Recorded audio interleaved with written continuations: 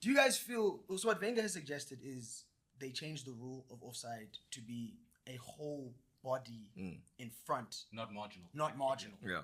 Both of those was Anderson was a foot and prior to him knocking it in, and I forget for Germany how bad it was. But how do you guys feel about that? When I first heard it, it was ridiculous. Personally, just to speak, I've always felt VAR is necessary in football, and as victims of Man United, we needed something. We need something. Some kind of manage. control. Right. Yeah. But Les, when you have moments like that, how do you feel about it? I think the offside rule in and of itself is a great rule. You don't want an attacker to have an unfair advantage. Right. But then it gets the nitty-gritty. What is an unfair advantage? I think those two examples from yesterday's game just show you that, like, dude, Joachim Anderson's toe was offsides. You've seen this in the Prem over the last 2 seasons when VAR's there or whatever. Like, I don't understand how a toe or like a shoulder is an unfair advantage. So, I mean, when Wenger first said that, everyone was like, you Y-leg. Everyone was killing him. And again, I think that's where you see Wenger's like football smarts. He's ahead of the game. He's always been ahead of the game. And I think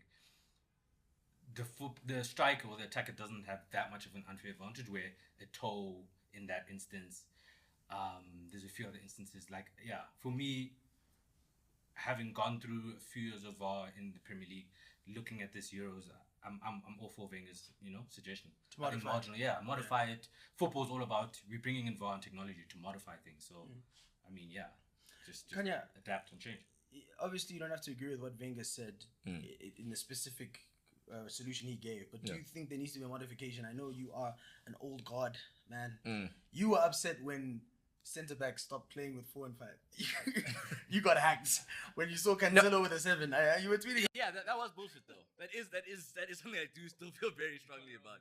Yeah, fuck that. So I have a bigger issue with, and I'm on board with that rule because I feel like we need defenders that are better box defenders. Like the high line defender thing, it's really, really cool, right? It's lovely when Oaks have recovery pace.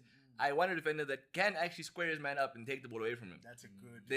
I think defenders being able to move back, being forced to just face their attackers a lot more. Just high line. Yeah, like I'd rather see that.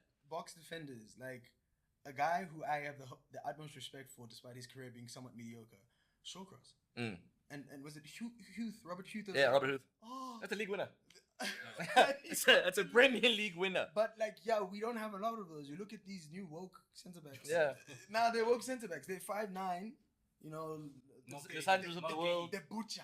Right. You showed me defensive comp. I'm watching them switch. Why? Why? Win tackles. So in your opinion, you believe that the modifying of the offside rule means defenders sit back a bit more. You must just face your attacker. More variability, more questions. 110%. Yeah. That's a good one.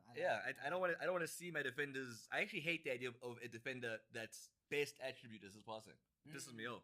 There are too many other players. You're not the most creative player. There's no need for that to be the guy. For that to be what you're doing. No. It's funny because a lot of coaches will always speak to how you need to maximize your skill set. So I remember I was a player that could dribble, but I wasn't like a 1v1 guy. Like I'm not gonna, so I'd love to dribble, and then they'd be like, dude, give it to the guy that can progress us, right?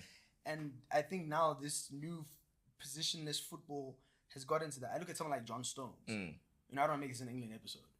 John Stones is a great centre back. Not a box defender. He's not a box defender. Yeah. And John Stones relegation battle, you're going down.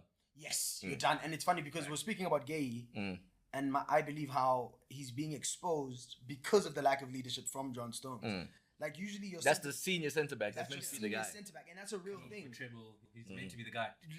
As much as we talk about Van Dijk or Van Delegate, as the bunny says, one thing that is incredible about him is what Kwanzaa, his name? Jordan Kwanzaa, yeah. Whole season.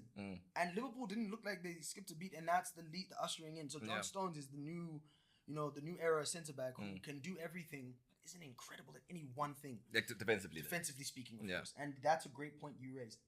I guess going back to Germany, and Germany.